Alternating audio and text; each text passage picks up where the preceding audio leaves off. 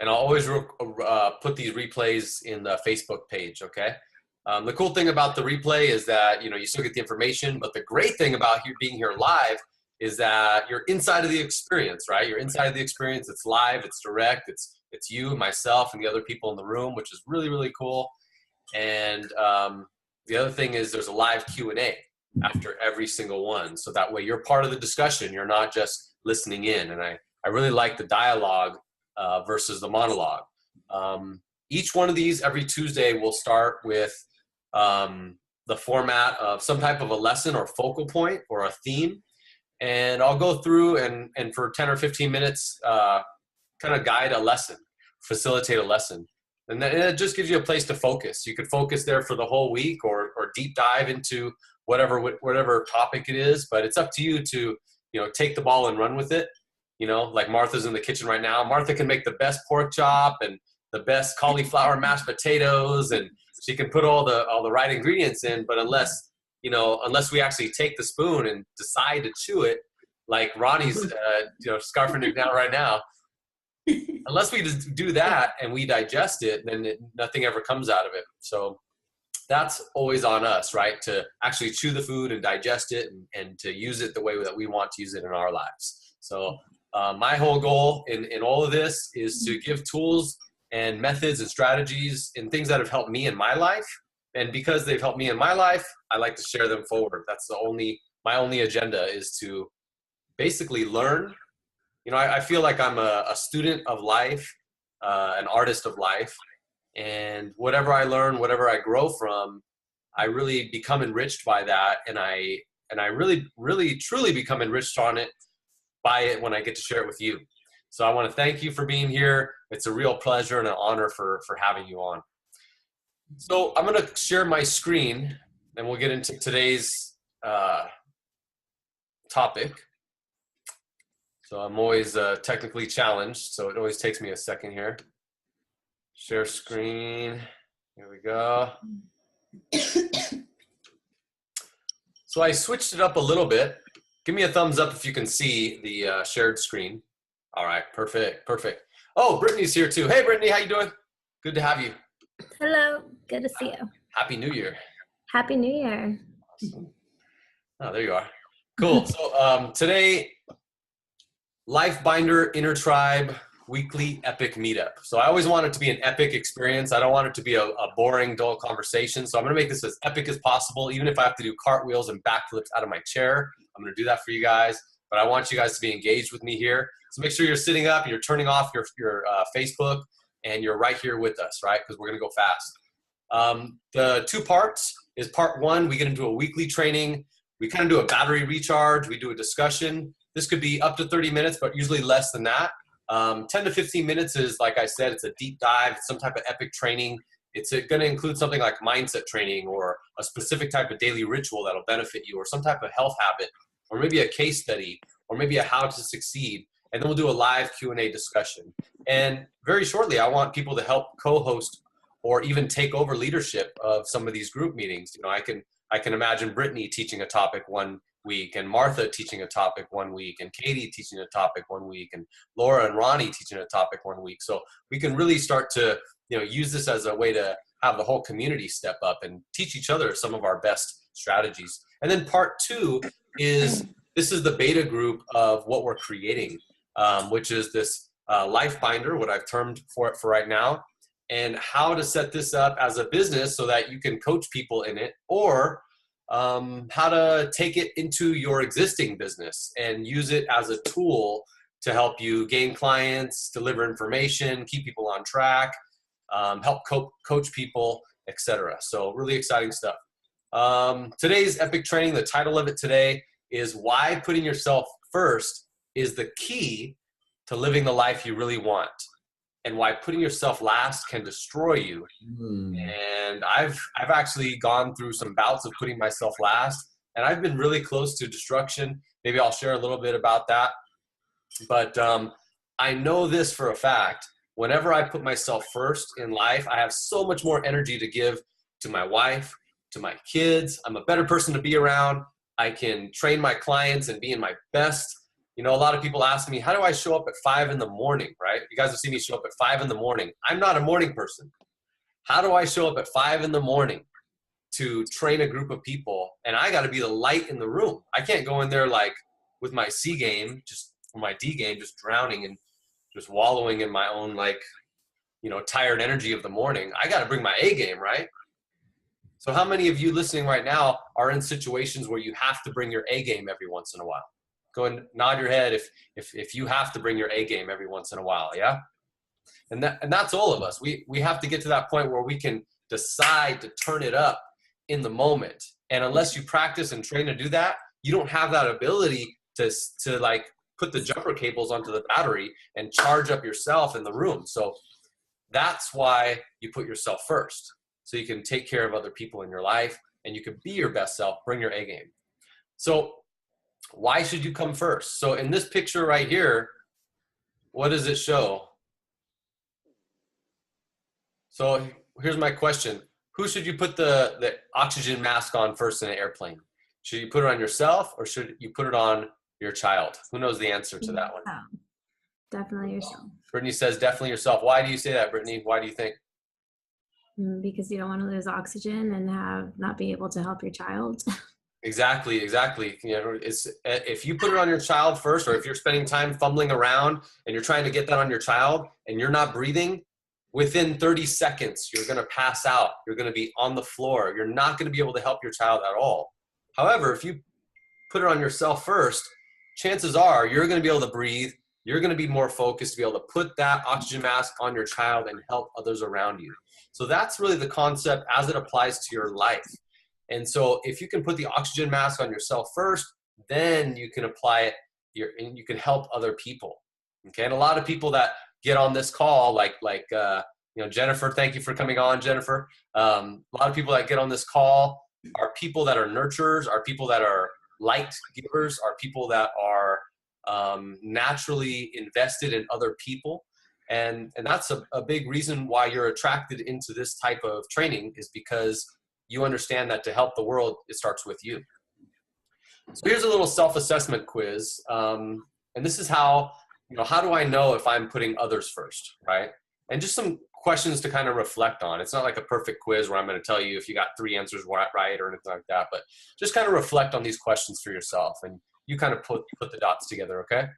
Number 1, do you invest at least 30 minutes a day, 4 or more days per week in journaling, meditation, self-reflection, self-growth work, or body-mind training like yoga, exercise, Pilates, weights training, something that kind of brings you to yourself?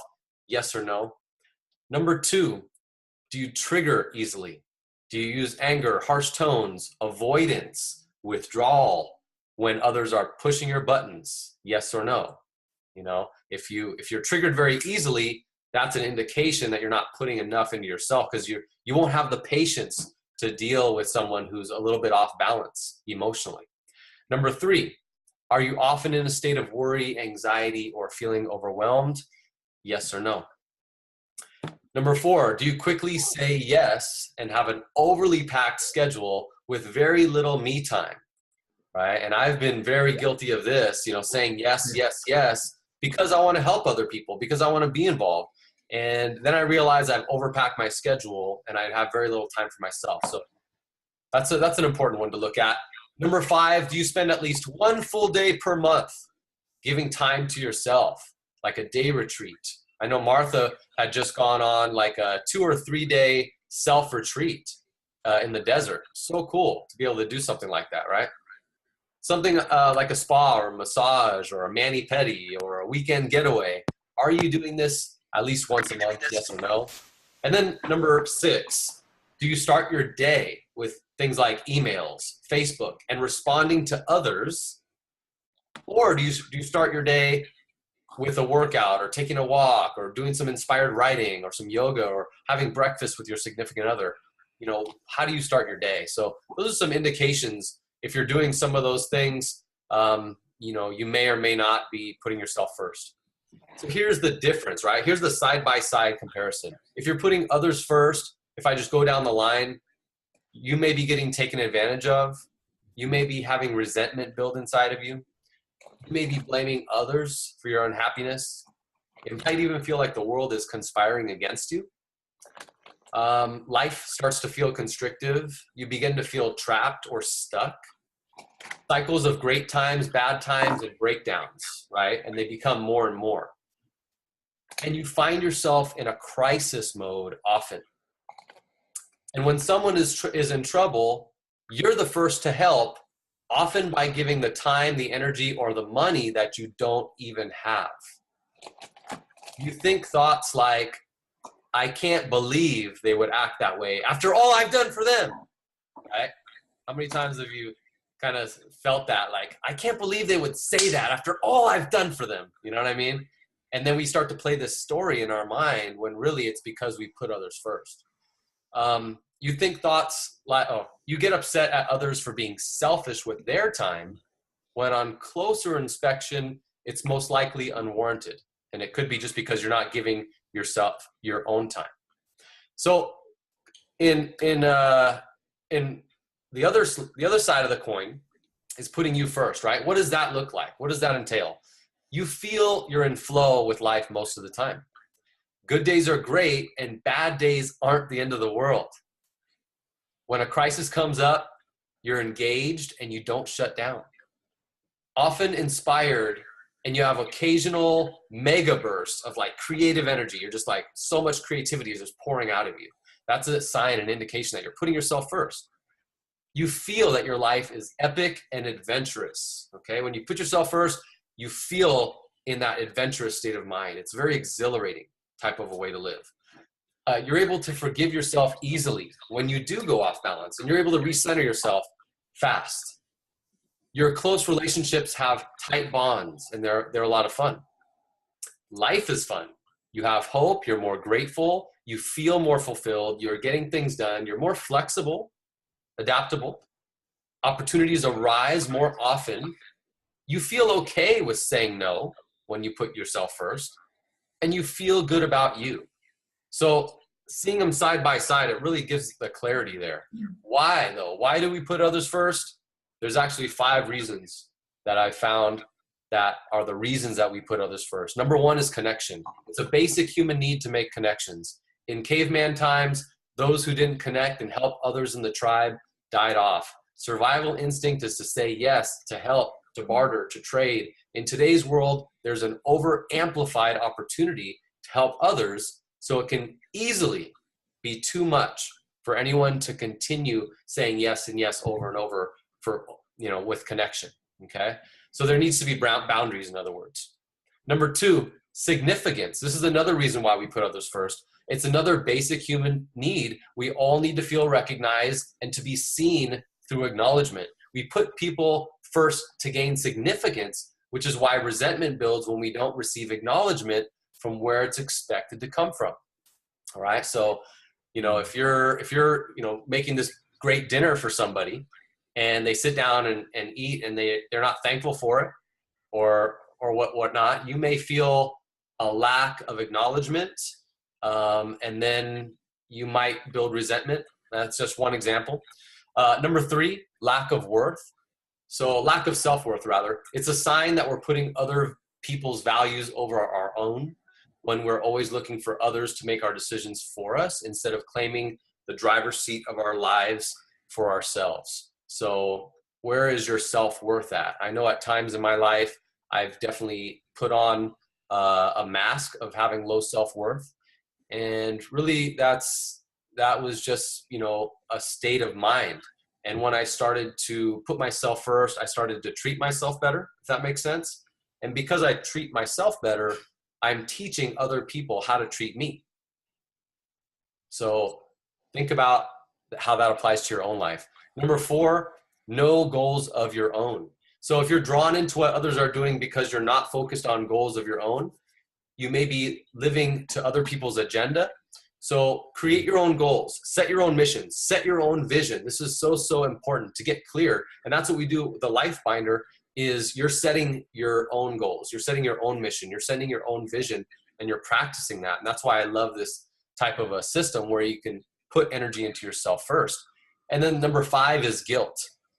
So you put others first because you feel guilty about saying no. You think failing someone or you think you're failing someone if you can't be the one to help. You feel responsible for their well-being. You think, if I don't help them, nobody else will. And so you put a lot on yourself. And, I've definitely been there. I know that, people in this room have been there. So, if you're one of those people that are always the first one to be called in when there's a crisis, go easy on yourself. Realize that there's a community of people that can help, and it doesn't have to be just you. So here's a really cool quote. Put yourself at the top of your list and everything else will fall into place. Okay? You can make it really simple. Put yourself at the top of your list, everything else will fall into place. Putting yourself first doesn't mean you don't care about others. It means you're smart enough to know you can't help others unless you help yourself first. My whole family just got through a bout of the flu. Actually, some of us are hitting the tail end of it. And, the other day it was, and we've been dealing with sickness the past couple weeks, right? The past couple weeks. And I felt horrible because on the 31st, which was the last day of the year, I had planned to do a little half-day retreat, really just to get some work done, just to go and, spend some time with myself at the bookstore, which I love to do, go do a little retreat, get some work done, and get some kind of the end of the year closure that I needed. My wife was feeling really sick, and she said, I need help with the baby. And I'm like, you know what, hon, I know you need help with the baby, but if I don't help myself first, I'm not going to be any good to you. And that was super hard to do. And we got in a little bit of a fight, but I had to hold my ground because she had my older kids here to help. Jesus and Jada, they're great. They're helping with the baby, but I had to get away for that 6 hours just to kind of like center myself. So sometimes you have to draw lines in the sand like that. It's not easy, you guys. It's not easy. But when you put yourself first, believe me, the habit of doing it pays off. Dr. Maya Angelou said, if I'm not good to myself, how can I expect anyone else to be good to me? That's a juicy one, right? Simon Sinek, he said, putting yourself first is not selfish, quite the opposite. You must put your happiness and health first before you can be of help to anyone else. And here's just a few things that are kind of horror stories. Marcia, John, and Harriet. Okay, these are people that they're actual real people, but I didn't want to include real people's names. But Marcia's someone who put her husband first, her marriage first, her dream life first, her job first. But when things didn't turn out as expected, she kind of snapped. She actually became schizophrenic. She hasn't been the same since. John, he's a very smart young man. He's a leader among his peers. He put others' ideas first. He didn't clearly think out his own goals for the direction of his life. His ego became the driver of his life. He ended up in San Quentin, and he's been in a revolving door of a prison system for the last 15 years. And this guy was a friend of mine from high school. Harriet was a talented musician, or is a talented musician, mid-40s, a beautiful person.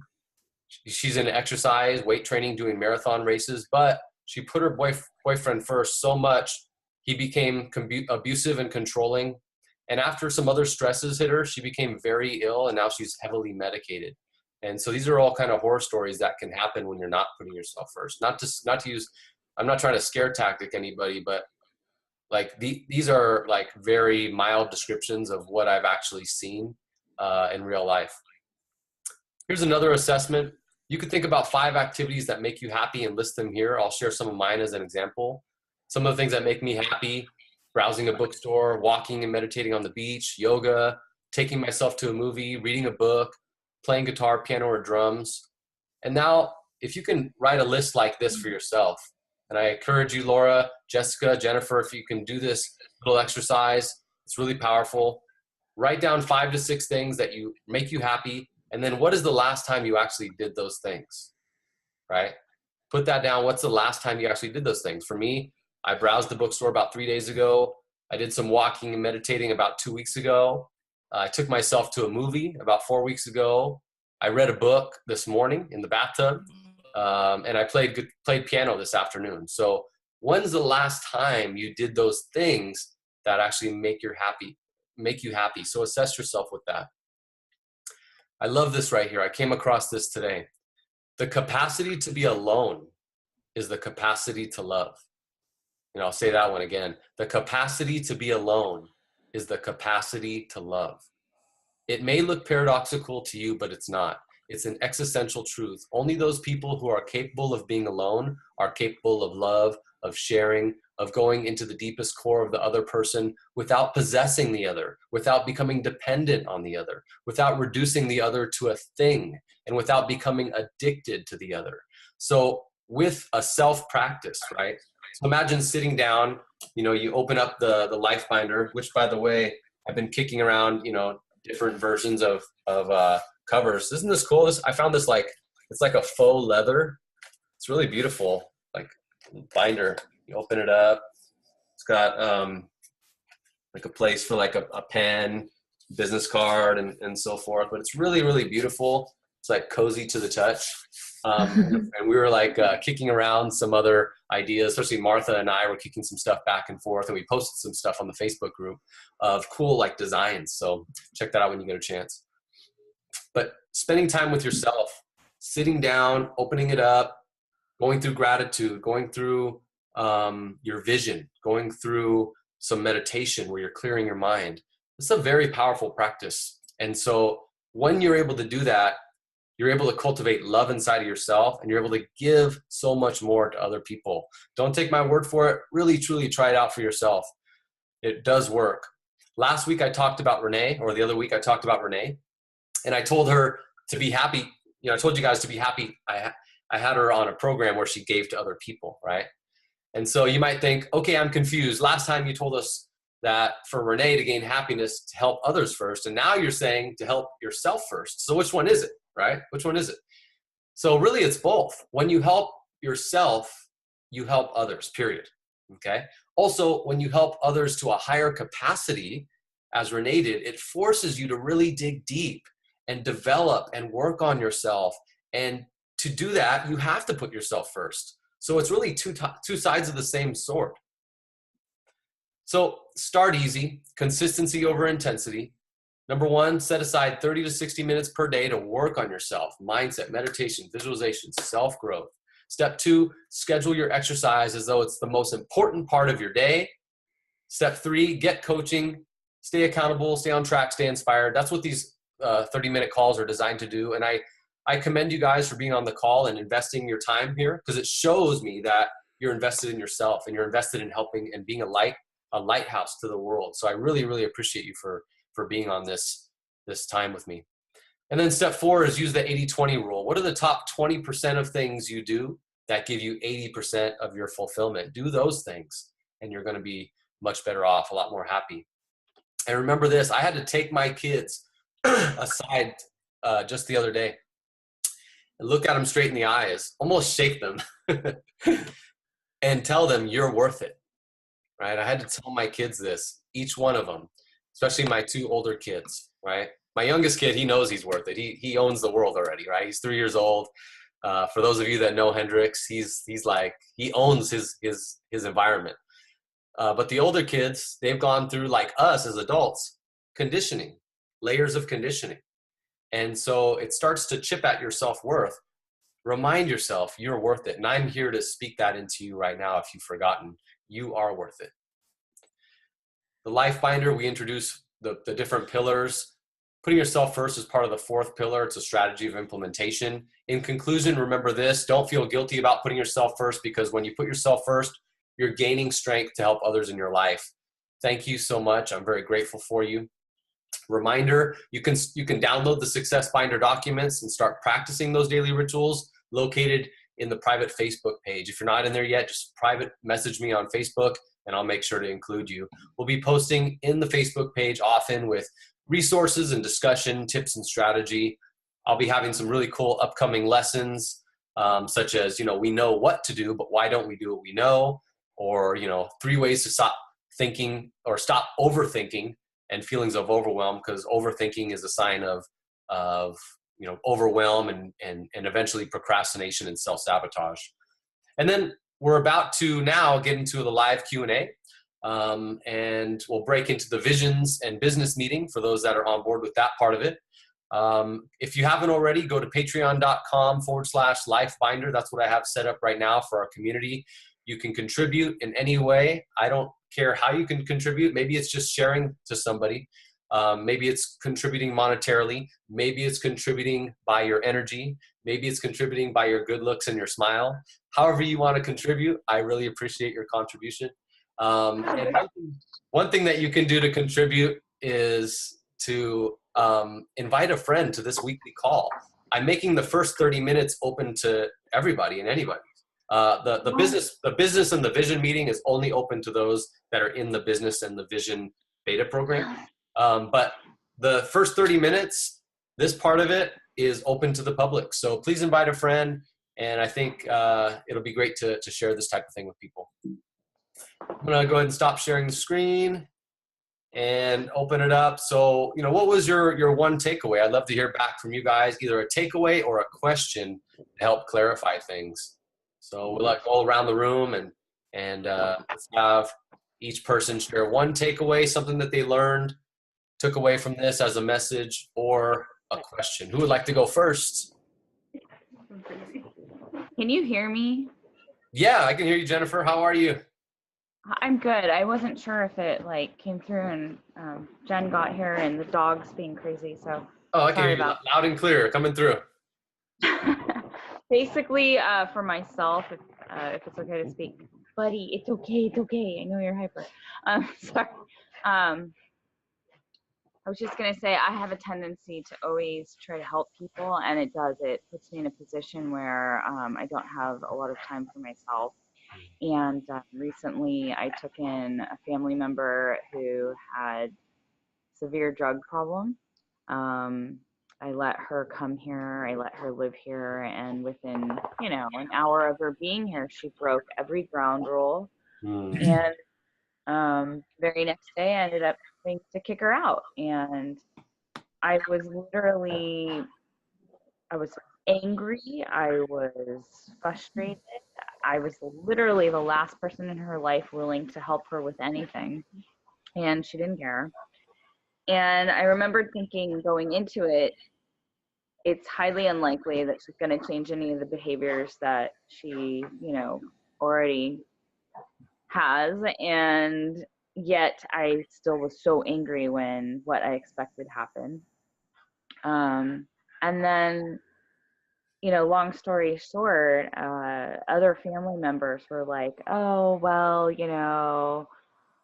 maybe you shouldn't be so angry at her and all this stuff. And then that just made me even more angry, and then I found out that she stole from me after I kicked her out. So it was one of those things where I was like, I'm done. In 2017, helping people in that way. From now on, it's going to be helping people that have more of like-minded morals and kind of keeping some sort of balance. And then, of course, I do all the animal activism and stuff like that. And that, for me, is a huge thing. I already wrote down a goal board. Like I normally write down different things on my calendar. I'll just show you really quick. But this in particular really hits home. I don't know if you can see it or not. It's a little dark here. Yeah, I can see it. Yeah. It's basically, it's instead of writing like a daily goal, it was like, this is my entire goal for the year. And it's, be grateful, thankful, and positive. Find the things that are positive every day. Get healthy with your body and mind. Get rid of negativity, people, ideals, and outlooks. Learn or do something new each day. Read more, be with friends more, make art and dance, right? And then enjoy the little things and live now, because I'm finding I find that I do tend to say yes all the time to people, and then I get frustrated when I don't have time for myself. So all that kind of hit home just now for me, and it's true. It's not like I didn't already know, and yet that's the situation I put myself in. So yeah that's for me. I love that. First, I just want to commend you for having the heart to allow somebody to come into your home, into your space, and to give yourself to someone, and be vulnerable enough to let that stuff happen. I'm sorry that did happen to you. Obviously, you don't deserve that, but that can be like a thing that we kind of play into ourselves. Like, I don't deserve this to happen to me, and then we kind of like create more angst inside of ourselves because of that. Exactly. And I've brought some people into my home as well, and I know exactly how you feel. You have a big heart, and that's why you did it. Mhm. And now you're creating barriers, right? And I got burned, and now I don't want to get burned Barriers. again, and it kind of creating some stronger barriers. But then you ask yourself questions of, okay, maybe how can I help a person? Sometimes you have to help somebody from far away. The best way to help them is to not enable them, and that's really, really difficult. I know people that are in this room right now that have people in their life that they've had to push away in order to help. That's really, really difficult. I've had that too.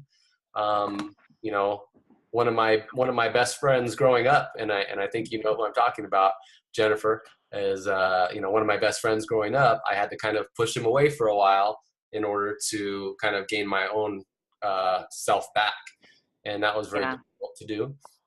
But it's happened all throughout my life, and so I commend you. But then if you can set up strategies for when people do come into your life, how can you help them? For example, is there a nonprofit organization nearby that helps people with those types of problems, right? Yeah.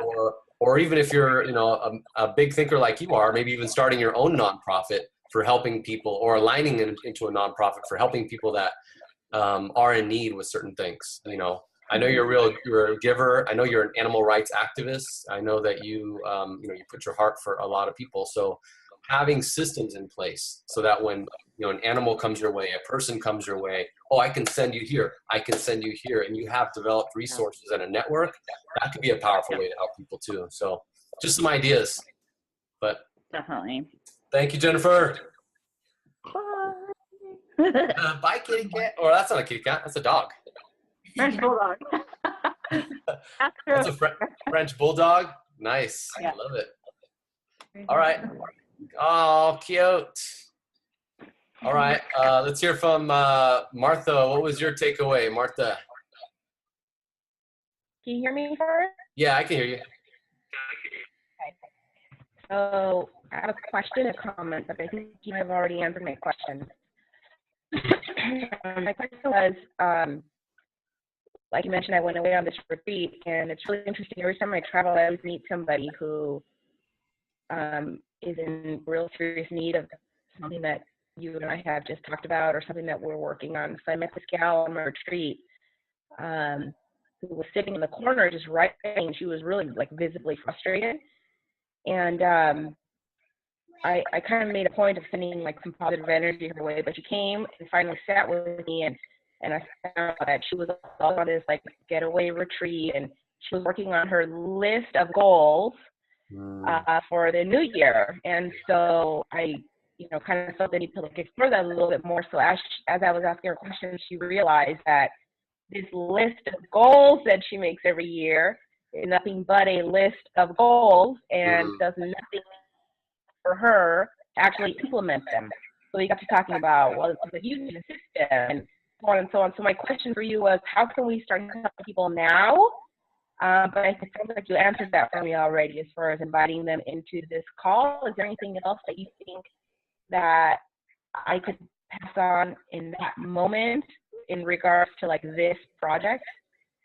Yeah, that's a great question. Thank you, Martha.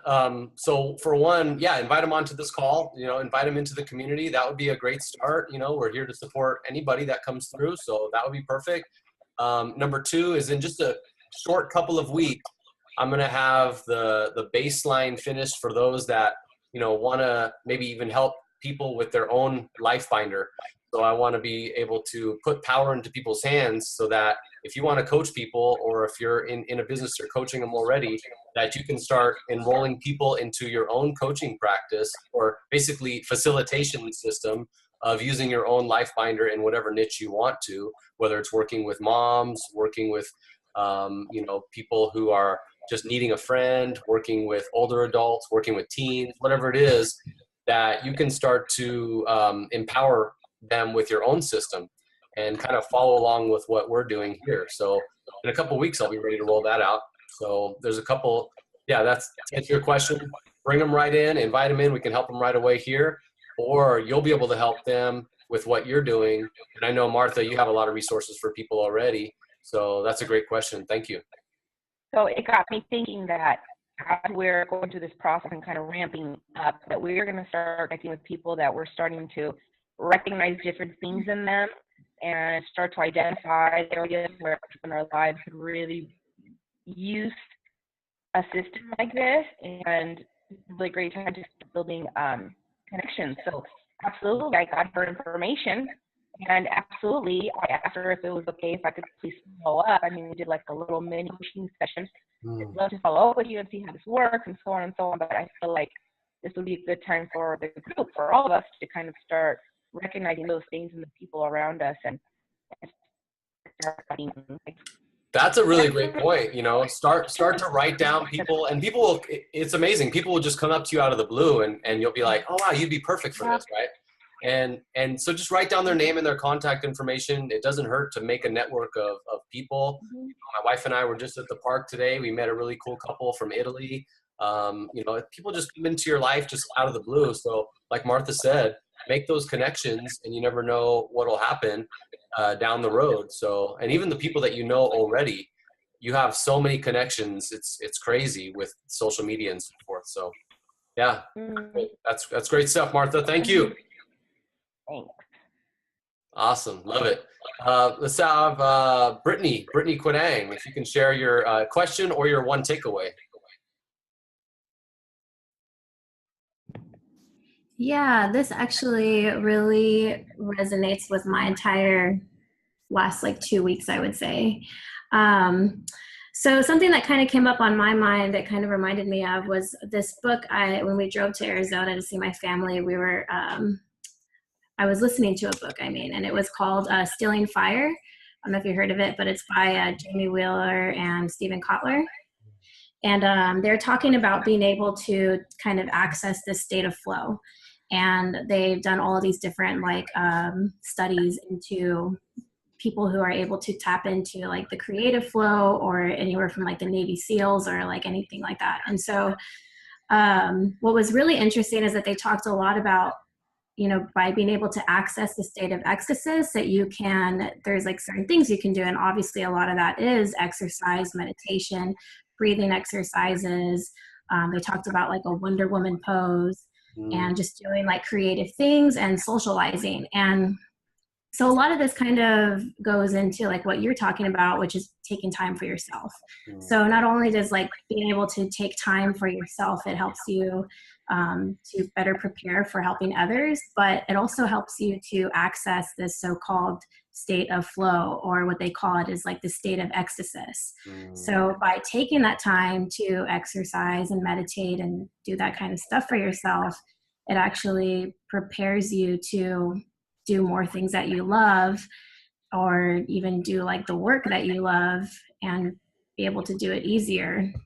So that was something that I thought about. Another thing that it also brought up for me is for like the state of humanity, the way I feel it's in right now, I think of it as what I call like a global bystander effect. So like, if you know what a bystander effect is, it's usually when people, they see an emergency, but they don't help. And usually what a bystander goes through is 5 different things. So do they notice that there's something happening, that there's an emergency? Do they realize the state of emergency? Do they realize that it's, you know, do they know there's an event happening? Do they know it's an emergency? Do they assume responsibility? And do they know what to do, and will they act? And so I honestly believe that in order to not become a bystander, it really comes down to how we accept or feel about ourselves. So again, I think that this is like all the bigger, it's like learning how to spend time with yourself and how to love yourself is really the root of a lot of our issues.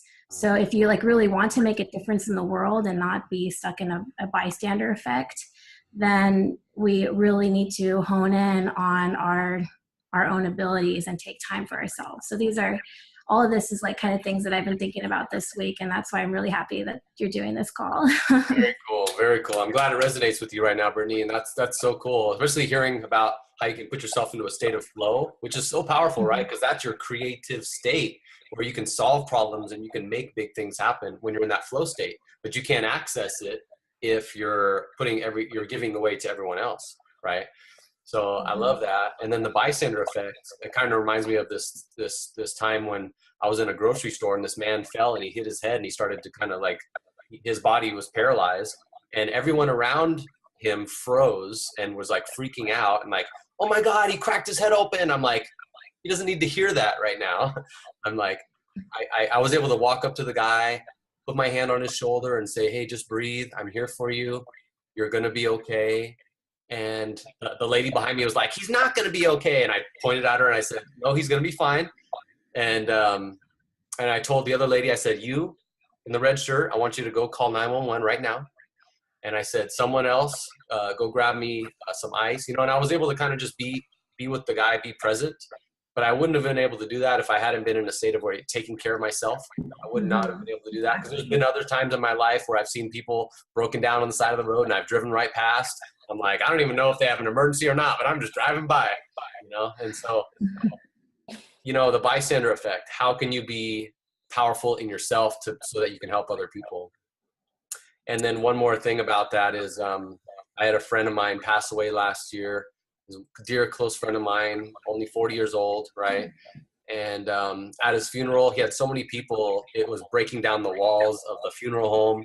So many people that went up and talked on the podium said they had met him on the side of the road when their car was broken down. And he had jumped out of the car to go help them on the side of the road. Wow. My friend's name was Michael. And that's just the type of person that he was, right? He was such a giver. And that's why he had so many people at his funeral, because he wouldn't be the bystander. He would go and engage and help people. So that's really powerful stuff. Thank you, Brittany. Laura and Ronnie, what was your one takeaway? You go first. So this made me think a lot about just how at times, like, we have family, we have friends, like now that we moved to Oceanside, we have like our friends and family trying to visit us. And I had a schedule set, like, okay, I'm working out, waking up at 4:30 in the morning. I need to be in bed by 8. So I know that when I get that routine going, I can function better. I know I'll have a better day at work. Like, I'll be energetic, I'll be healthy. I work with 2-year-olds. So I know at the end of the day, it's so hard to get to the gym. So I set this routine, waking up at 4:30, going to my boot camp class, and it just sets the day, it sets the tone, just being more energetic. But at times we tend to like I let my husband know, like, okay, just letting you know, I'm going to be sleeping at 8 o'clock from now on because I need to wake up at 4:30. You sleep my 8 hours. So just letting him know, like, I need this for myself to be healthy. And it's just, it just made me think about how do I plan to put myself first? I just want to be healthier. I want to get my exercise, and, just letting him know, just to be healthy at work and to be healthy at home and just be energetic here and get things done at home and stuff. So that's awesome, Laura. And you look amazing. I know you've been working out. You've lost some weight already, right? I did, yes. I could tell. Yeah, it's really paying off. I mean, you're putting yourself first, and you're losing weight, you're feeling better, you got more energy, you got more stamina. That's where momentum builds. So congratulations. Job well done. Laura, great job. Ronnie, how about you? Well, I'm still thinking about that. I'm getting conflicted with, yes, this is something that my mom would lecture me. You always got to put yourself first. I forgot what was the saying, but she would say it, telling me in Spanish, something, you first, soy yo. I forgot how it goes. But it just comes down to, you got to take it. It's kind of reiterating what my mom says. You got to take care of you first, your priorities first before you can help others. Because why help others when you can't help yourself? Yeah. And I'm saying with my aunt, I just don't know how to tell her this. Little bit about my aunt. She's living with 2 of my uncles, and my grandma, my late grandma, and she's just there. She's been in disability like 4 years because, she wasn't able to work for 4 years because she had to fix up her eye. But anyways, she's always thinking about my uncles. Hey, here's my retirement check. Just take pay the bills, whatever or whatnot, but she's not really thinking about herself. She keeps talking about it, but she's not doing anything about it. She's good at making excuses, avoidance, procrastination, you could say. Yeah, and then you want to help her, right? Yeah, and then and I'm like, I would be visiting her. Just this past Christmas, but it can be draining sometimes. But yeah, and that's the thing is like you can only help somebody so much before they have to take it to themselves to be able to help themselves, you know, and you can't change anybody. People have to be wanting to make the change. So, you know, we might even talk about that a little bit deeper on a future conversation because that's a whole topic. We can spend like an hour or hours and hours on that topic alone. But, you know, really, you know, like you said, with what your mom was saying, you put yourself first, then you can help others. But I noticed that you said there's a conflict in you of how to actually do that or why to actually do that. So just the more that you kind of understand that, and then, you know, like you put focus into your exercise. So you do things that are putting yourself first. So you're doing it already. Just, you know, acknowledge yourself for it and put it on your awareness radar, and then you'll start to do it a little bit more. And it's a lifestyle, right? It's a way. It's a way to live. It's a way to be in the world. So you'll have opportunities to help people, and you'll notice the more you put into yourself, the more you can help other people. Does that make sense? yes. Yeah. Awesome. Very cool. Jessica Ramirez, do you have what was your one takeaway, Jessica? Can you hear me? Yeah, I can hear you. Okay. So I kind of came in the middle of the conversation, but I did take a few things out of it. The whole like saying yes to events or outings or going. I tend to do that a lot too, and I tend to overbook myself a lot, and then sometimes I don't, you know, do something, or I have a certain schedule of what I want to do, and then because I keep saying yes, oh yeah, I'll do this, I'll go to your event, or I'll hang out with a friend, and I have a certain schedule, and then I do some of the things, but I don't do. It just kind of backtracks me, I guess, and it's overwhelming to do. I don't know. I don't put myself first by saying yes to a lot of those outings or whatnots. And I really like, yeah. And I know I do that, and it's something that I'm working on. And also the capacity to be alone is the capacity to love. I really resonated with that quote. Just in general, like I always want to be involved in, you know, events or outings and things like that, and it's important to just be okay with yourself and be happy, and, you know, whatever it is that you're gonna set aside to do, just, I don't know, it's that kind of resonated with me as well. I don't know if I'm making any sense or. No, that's great. Those are great takeaways, Jessica. And I yeah, that one about, you know, being overly committed to like different, you know,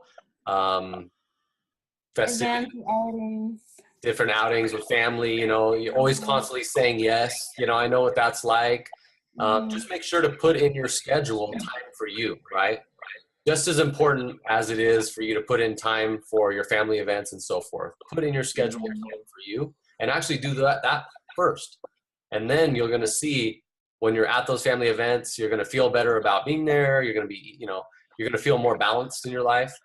And then going back to the quote about being alone, because being alone is related to your capacity for love. Yeah, I mean, when I used to be so lonely. I was in such a dark place. And I think that darkness, it turned me on to this epiphany, which was I can be my own best friend. And when I realized that, it just totally opened up this door of like, I never became lonely after that, you know, maybe for short times, but if you're your own best friend, it doesn't matter where you go. You always feel you're at home. You always feel complete. You always feel like, you know, you have a partner. It's you. You're the first person in your life, right? And when you can, you know, really embrace yourself to that fullness, you can then really embrace others to that same fullness. So, you know, but it's a practice, and it's something that can happen over time. So Yeah, and I think that goes hand in hand with like that quote itself with why I say yes. Oh yes, I'll go to your gathering. I'll hang out with these friends. I'll do this and that. I should just be okay with no. I had a certain schedule set up. This is what I was gonna do, and just kind of stick to my own schedule rather than saying yes to family or friends or whatnot. So that's why that quote kind of resonated with me. And also, it's hard to see, like, it is important to put yourself and do the activities, like working out and hiking or things that I like to do. But sometimes it's hard to do those things and then, again, not look at it as selfish. Because you're doing things that are good for you and they're making you happy. But then again, trying to put it aside that, other people might see it as selfish or you might see it as selfish instead of being with friends or family, you decided to do this. I don't know. It's kind of a fine line on how to separate those two. Yeah. Yes. Yeah. That's what I took out of it. Very good. Great stuff, Jessica. Thank you. I love that. Awesome. Okay. And Leah just arrived. So hi, Leah. Good to have you. Officer Leah, keeping the streets safe. Thank you, Officer Leah. Hi, sorry I was late. Great to have you. Great to have you. We're right about to step into the business meeting. So for those that are on for the beta part of it, that are helping create this, helping give feedback, we'll spend the next 15 to 20 minutes with that part. It's just going to be a simple discussion today. What I want to hear from you guys is, so if you're going to facilitate a process, right? So we're going to have the life binder, and you're going to have a system where you can give somebody a system and put it in their hands and say, here you go, right? But just because you put something into someone's hands doesn't mean they're going to, like we said, Martha can make the best pork chops with the cauliflower mashed potatoes. It doesn't mean that they're going to eat it, right? Martha's going to have to invite people to the table. Martha's going to have to create a nice ambiance. She's going to have to be a hostess in the room, all those things. And then people are going to sit down and they're going to enjoy a great meal. They're going to digest the food, and they're going to get nutrients from the food and energy from the food and life from the food.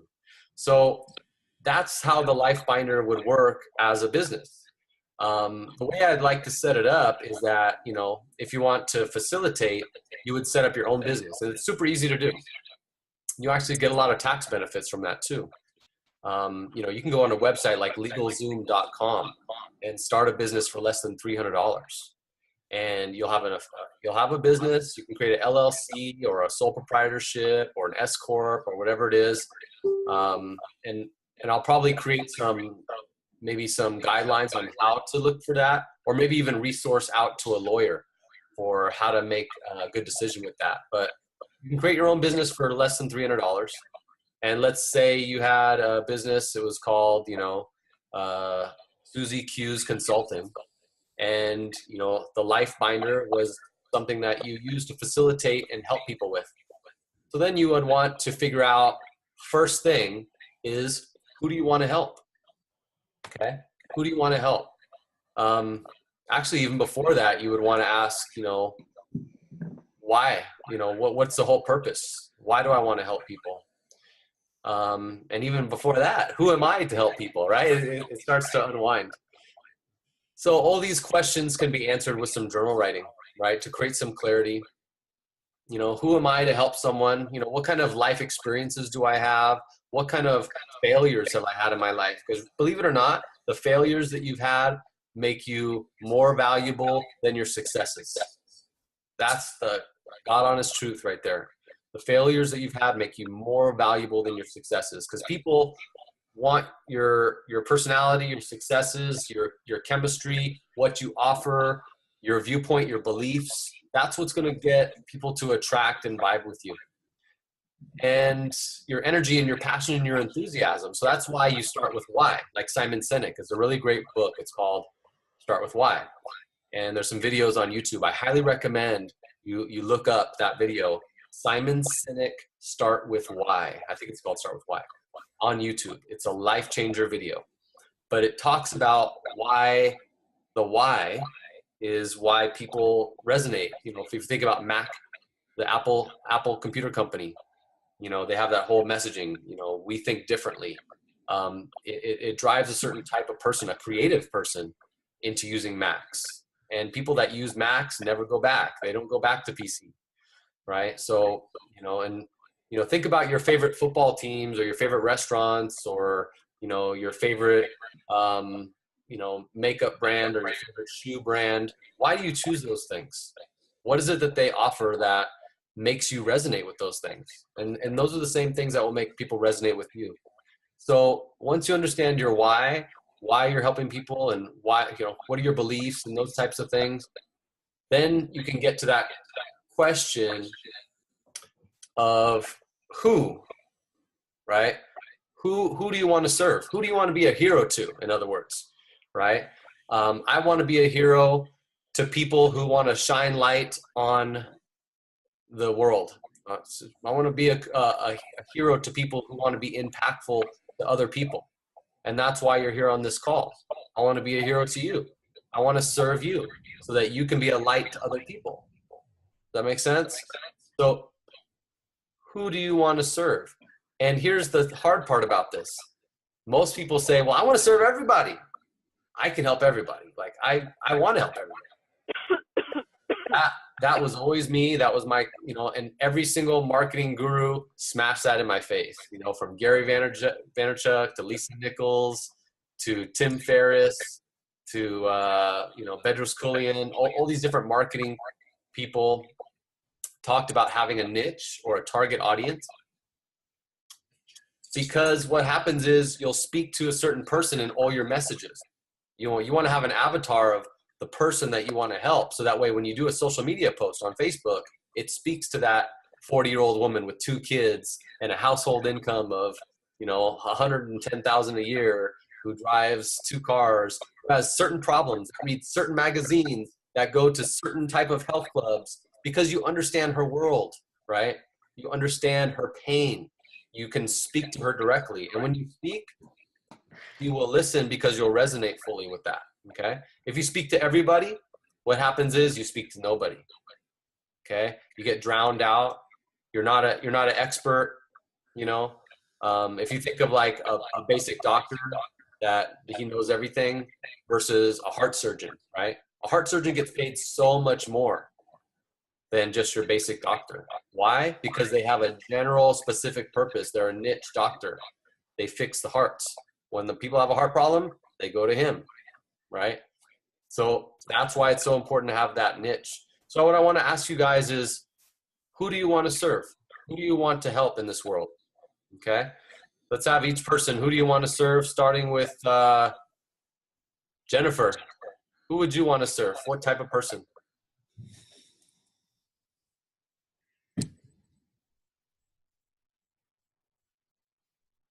I put you on the spot. Are you still there? She might not be there. Let's go. Let's go with, oh, there she is. Jennifer, are you there? Let's go with Martha right now. Martha, who would be your ideal type of person to serve? Asking me that for years, and I still don't have an answer for you. I'm sorry. And this is a tough one, right? We've talked about this before, and it switches. Martha likes to serve everybody, and she has several categories, and you can do that, right? But I suggest if you're starting from scratch, start with one type of person, and then let it grow from there. Martha's has naturally evolved because she's gone out. She's went to Japan and she found a certain group of people. She's serving people in Japan. She's went to the military base and she found a certain people. She's serving on the military base. She went to the college and she found certain people. She's serving on the college. So that's from her life experience, and that will happen. That's fine. But then when you create, you know, whatever it is that you're creating, start with a certain person, right? But yeah, I understand your case, Martha. You've already, through developing, been serving different people. How about you, Brittany? Who would be the specific type of person that you would want to serve? I mean, youth. There's probably like middle school through high school, but mostly high school youth who are commonly caught in a vortex of identity crisis. So Yes, yes. So awesome. So, and why did you want to serve those type of people? because of my own experience at that age and knowing what it's like growing up and struggling with your identity and struggling with your self-image, and just knowing that it's possible to heal from that.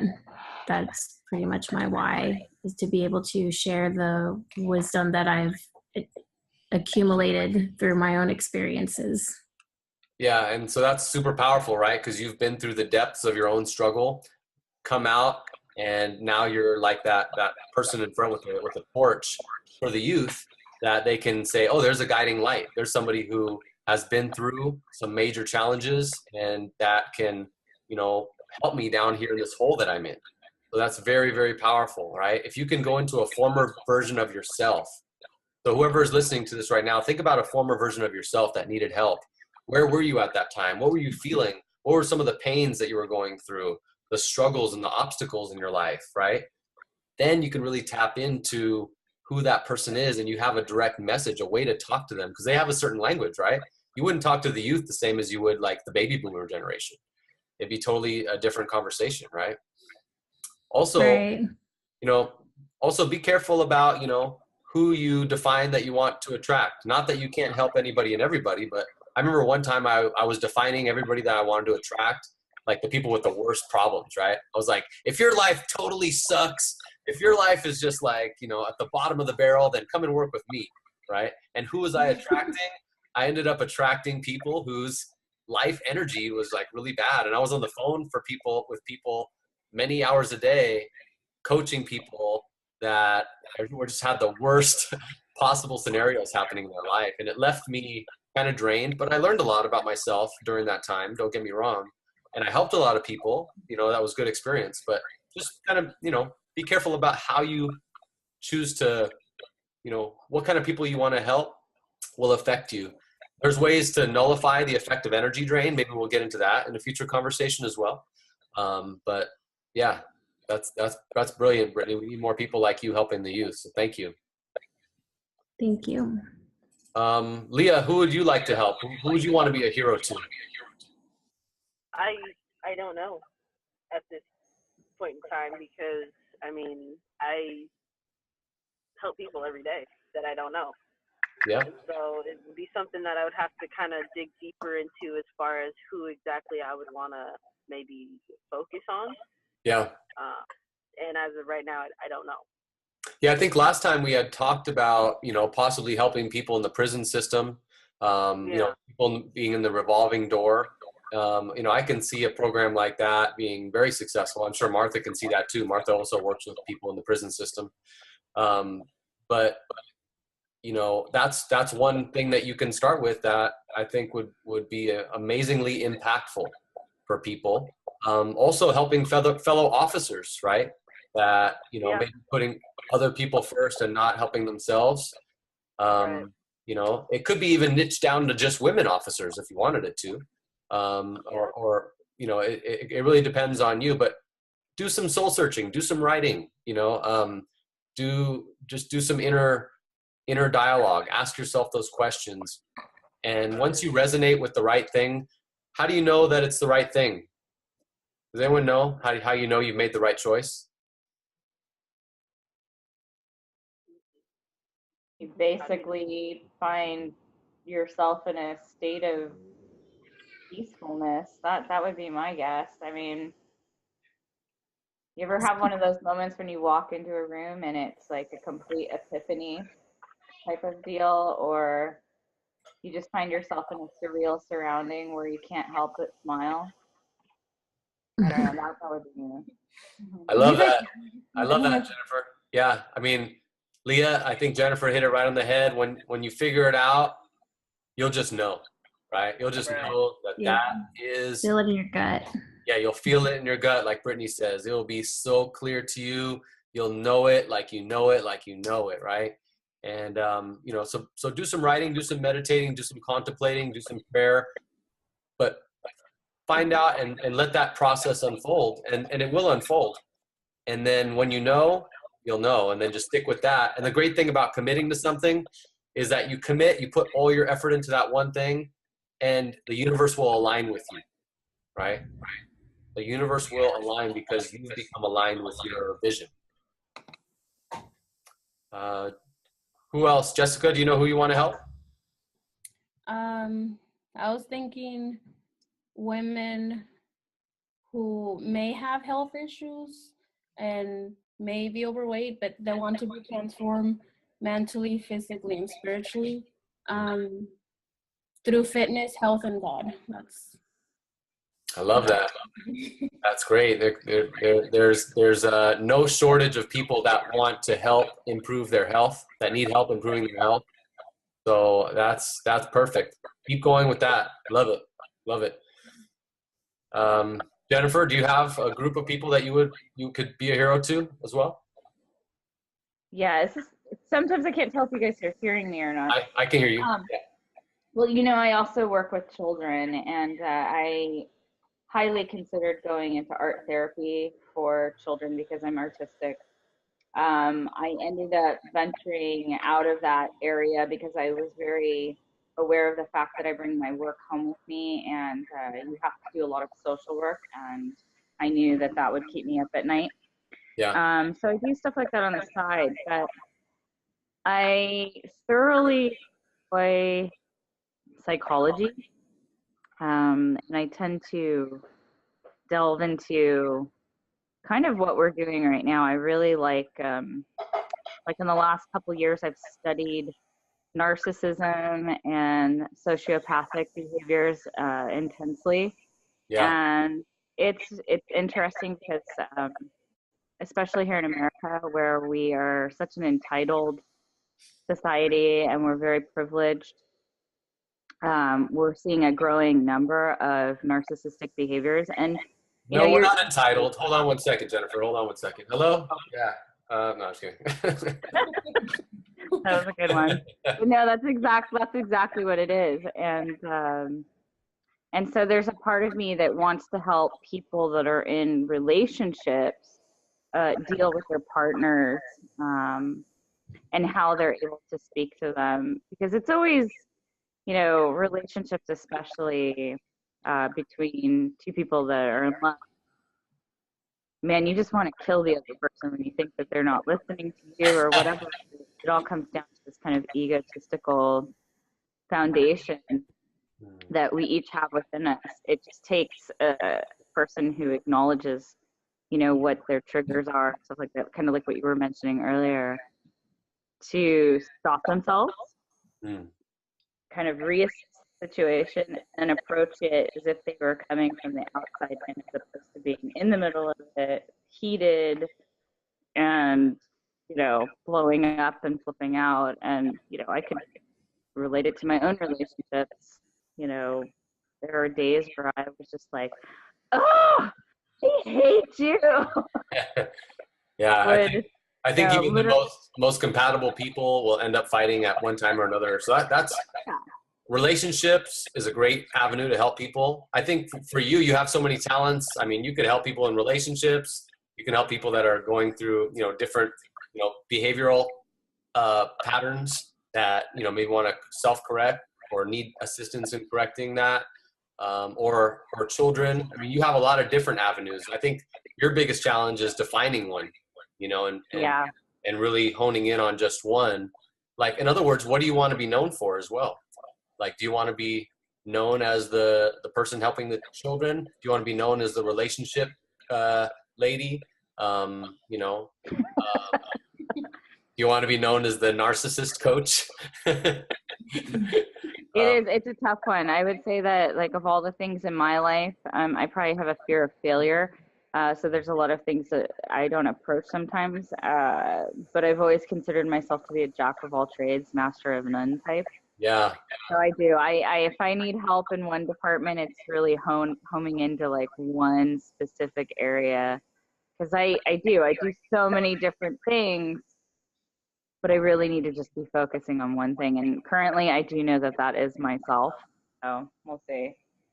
Yeah, so it sounds like a lot of us here in the room are have the same kind of things. That's why we're talking about this, right? Because you're working on creating clarity, and once you can define it, though, the more clarity you can create, then when you write your book or you do your social media, presence or whatever it is, you will. When people hear your message, you want people to be on with you or off with you, not in the middle.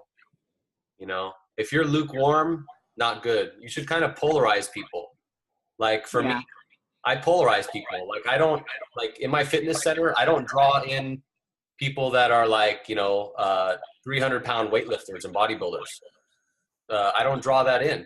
I draw in people that are like a husband and wife couple, like Laura and Ronnie, who are family oriented, who are interested in working on themselves, body, mind, and spirit. Those are the people that come to Way of Life Boot Camp. So they're drawn there for a reason.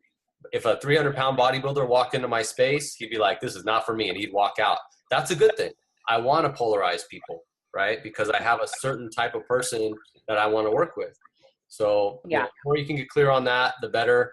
It doesn't mean that you can't help other people, though. Let me be clear, because even though I've niched my work to work mostly with women between ages of 25 and 50 with fitness, that's my fitness work, not my coaching work. I would still attract in teenagers and work with teenagers. I would still attract in people in their 70s and 80s and work with them. I've worked with people who are blind, who had multiple sclerosis, who had Parkinson's. I've trained so many different types of people. But I did have a focused thing. So it doesn't mean you can't work with those people. It just means that you'll be able to focus your messaging on those people. Does that kind of make sense? Yeah, absolutely. Okay, cool. Laura and Ronnie, do you have a certain type of person that you'd want to help? So prior to joining the Marine Corps, I was supposed to be a music teacher, teaching kids how to play musical instruments. I mean, that is something I'll probably go back into whenever I'm done with the Marine Corps. But right now, as of tonight, is my last night as an E3, a Lance Corporal, the rank Lance Corporal, E1 through E3. So those are the junior Marine side. Tomorrow I'm going to be promoted as a corporal, entering congratulations. Entering the role as the NCO, the non-commissioned officer. So that role, I need to be helping out my junior Marines and bringing them up to par to my level, if that makes sense. So the Marine Corps chose me to be a diesel mechanic for the Marine Corps, so I need to help them. I need to direct them how to fix trucks, or in my case, third echelon, engine swapping, the transmission swapping, or engine wiring harness, and showing them how to do that.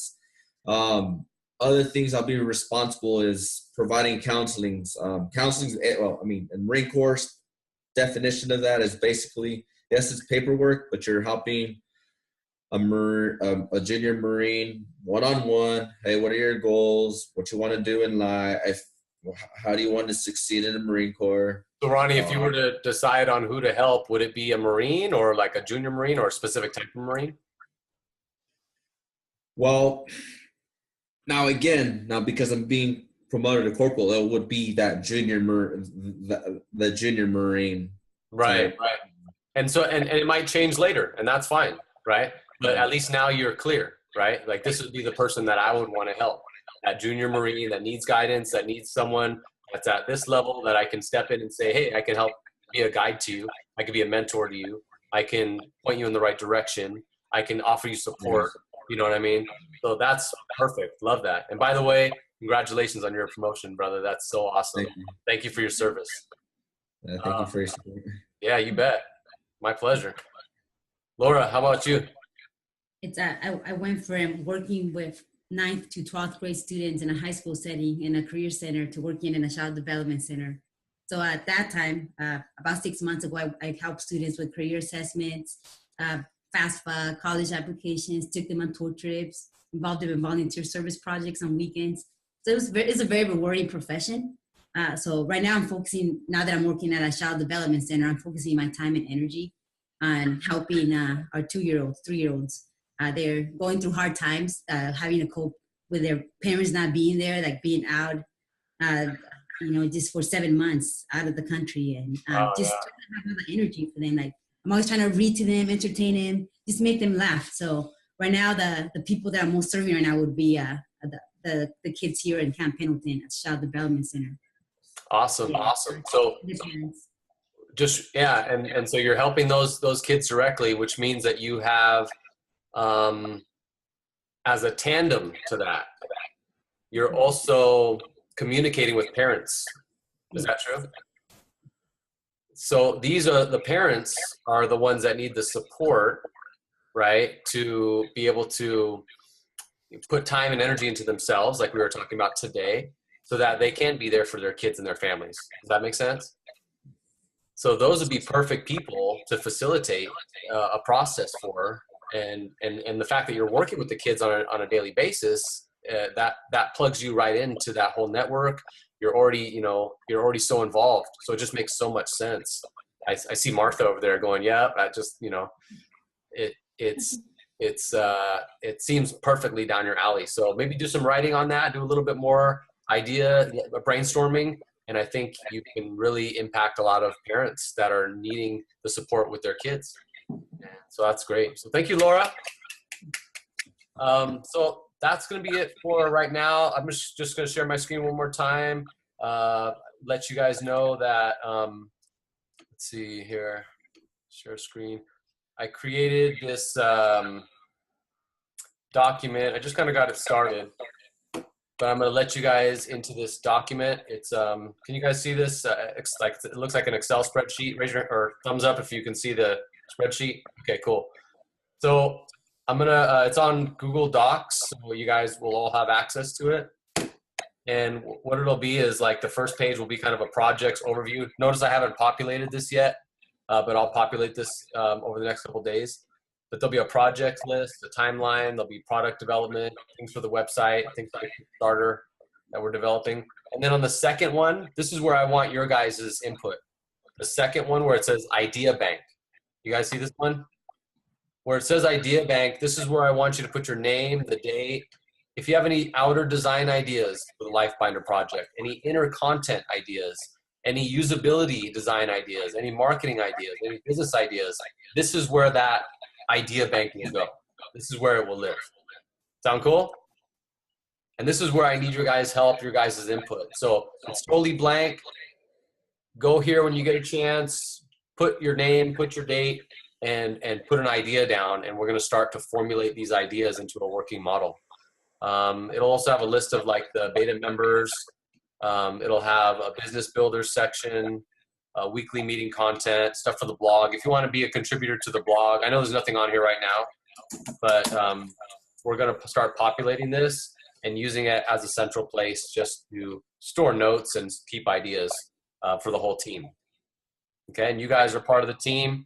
So I thank you so much for being a part, for being a giver, for contributing here to this space. It really means a lot to me. This is 2018. It's time to have a great year, the best year ever. That's what I wish for you guys, the best year ever. And thank you guys again for being here. That's all. What's up, Jennifer? Oh, I was just saying thank you. Oh, thank you. Have a wonderful night, everybody. Namaste. Thank you. Woo-woo. Virtual high five. Bam, bam, bam, bam, bam, bam, bam, bam. Have a great one, you guys. Talk to you soon. Peace. Oh, by the way, I'm sending out packets. So if anybody doesn't have a printer, I'm sending Brittany. I'm sending some other people. So if you send me your address, I'll make sure you get that packet. Start with LifeBinder. Start that right away. Remember, you're worth it. Peace. Thank you.